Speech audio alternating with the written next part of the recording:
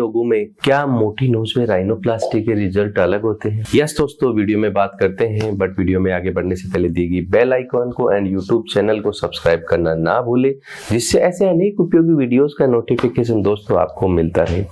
दोस्तों, जैसे आपको पता है rhinoplasty just for reshape and resize of the nose according to the rest of facial features. हमारे सपनों का जो नोज है उसको बनाने का एक नोज जॉब है। सो राइनोप्लास्टी में क्या है कि दोस्तों बहुत सारी चीजें होती हैं। जैसे अगर एक पेशेंट जिसका नाक बहुत बल्कि है, बड़ा है, और या पेशेंट भी बहुत फिजिक में बड़ा है दोस्तों, और उसके नाक का ऑपरेशन और एक दुबली पतली लड़की है उसके नाक का ऑपरेशन में क्या वाकई फर्क होता है?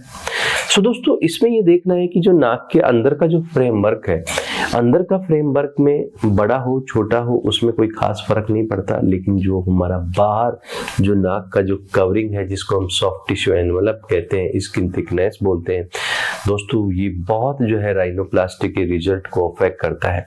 मैं आपको बताऊं दोस्तों, जब हम सर्जरी करते हैं तो जो राइनोप्लास्टी के दौरान ये जो सॉफ्ट टिश्यू एनवलप है ये लिफ्ट अप करते हैं, वहां पे 3-4 घंटे तक काम करते हैं, क्योंकि हम इंडियन पेशेंट की जो है स्किन वैसे ही थिक होती है। पार्टिकुलरली आप तमिलनाडु में जाओ, आप क्या मोटी स्किन होती है। तो ये जो साउथ पार्ट में जो स्किन थिकनेस होती है, तो सर्जरी के बाद में क्या है, प्लास्टर हटाने के बाद में भी काफी सारी स्वेलिंग रहती है।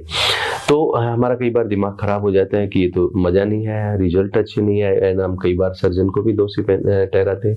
तो इसके लिए दोस्तों हमें करीब 70% रिजल्ट तो प्लास्टर हटाते आ जाते हैं, फिर 10% और जो है वो 1 महीना जब होता है, जब आते हैं, उसके बाद दोस्तों फिर भी 20 से 25% स्वेलिंग की अगर मैं आपको बात करूं तो करीब 18 महीने तक। यस दोस्तों, आपको जान के हैरानी होगी, 18 महीने तक नोज में चेंजेस चलते हैं।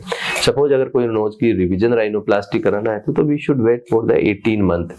सो 18 महीने पे क्या है, स्वेलिंग ऑलमोस्ट खत्म होती है। कुछ कैटेगरी जैसी होती हैं दोस्तों जिनकी स्किन में कुछ पैथोलॉजी होती है, डिजीज होती है, जैसे मल्टीपल एक्नीज होती हैं। कुछ लोगों के बहुत सारे एक्नीज बनती हैं, स्किन एक्नीज के कारण मोटी है।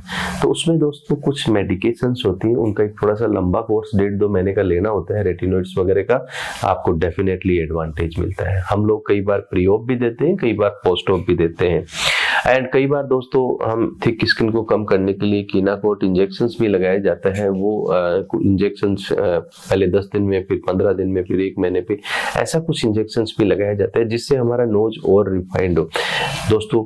लेकिन हमें पेशेंस रखना होगा, धैर्य रखना होगा कि यस, उसमें किसी डॉक्टर की या आपके खुद की किसी में गलती नहीं है, क्योंकि आपकी अगर थिक स्किन है तो it will take time to settle down and just for getting the refined result of the knows.